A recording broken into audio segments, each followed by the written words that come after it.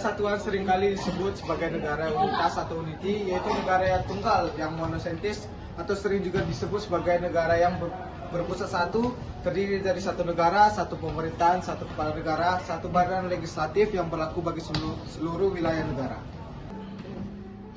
Menurut Charles Frederick Strong dalam bukunya yang berjudul A History of Modern Political Constitution tahun 1963 ayat 84, negara kesatuan adalah bentuk negara dengan wewenang legislatif tertinggi dipusatkan dalam suatu badan legislatif nasional. Pemerintah pusat memegang kedaulatan sepenuhnya, baik ke dalam maupun keluar. Hubungan antara pemerintah pusat dengan rakyat dan daerahnya dapat dijalankan secara langsung. Dalam negara kesatuan, hanya ada satu konstitusi, satu kepala negara, satu dewan menteri atau kabinet, dan satu parlemen. Demikian pula dengan pemerintah, yaitu pemerintah pusatlah yang memegang wewenang tertinggi dalam segala aspek pemerintahan. Hakikat negara kesatuan yang sesungguhnya adalah kedaulatan yang tidak terbagi-bagi, baik di luar maupun ke dalam, dan kekuasaan pemerintah pusat tidak dibatasi. Dalam negara kesatuan memiliki dua sistem. Yang pertama, sistem sentralisasi, dan yang kedua, sistem desentralisasi. Negara kesatuan yang memiliki sistem sentralisasi ini artinya semua hal diatur dan diurus oleh pemerintah pusat, sedangkan daerah hanya menjalankan perintah-perintah dan juga peraturan dari pemerintah pusat. Dalam negara kesatuan bersistem desentralisasi, daerah diberi kekuasaan untuk mengatur rumah tangganya sendiri atau otonomi swatantra. Untuk menampung aspirasi rakyat di daerah, terdapat parlemen daerah. Meskipun demikian, pemerintahan pusat tetap memegang kekuasaan tertinggi. Bagaimana dengan NKRI? Pada saat ini, Indonesia merupakan negara kesatuan yang menganut sistem desentralisasi melalui mekanisme otonomi daerah, di mana sistem ini dapat membuat pemerintah pusat memberikan wewenangnya kepada pemerintah otonomi daerah. Dalam hal ini adalah provinsi dan kabupaten kota.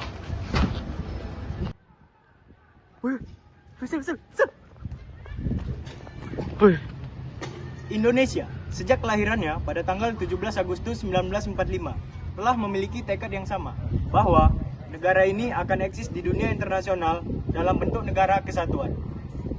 Kesepakatan ini tercermin dalam rapat-rapat BPUPKI dan PPKI dalam menyusun konstitusi atau UUD yang tertinggi di negara.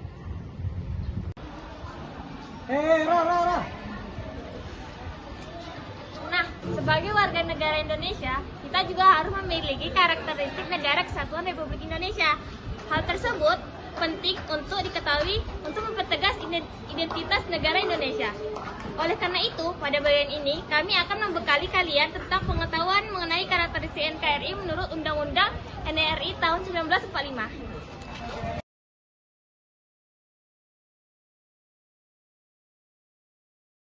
Oke, selanjutnya karakteristik Negara Kesatuan Republik Indonesia.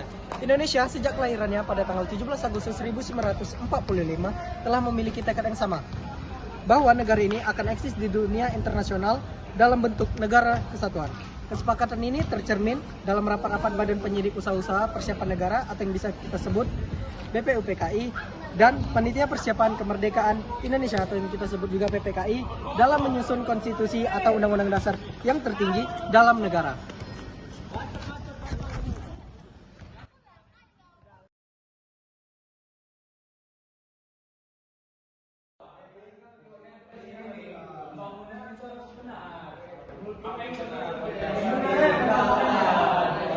Kita butuh negara yang bersifat militarisme, dan wujud negara kita tidak lain dan tidak bukan adalah negara yang berbentuk Negara Kesatuan Republik Indonesia.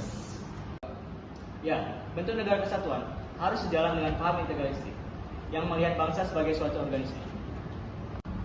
Baik, dengan ini rapat saya tutup.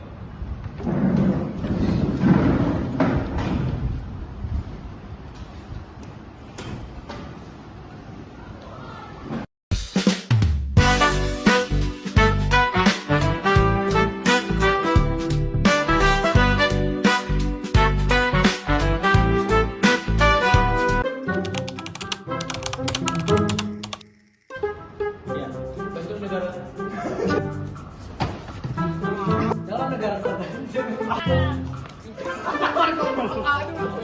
Main lompat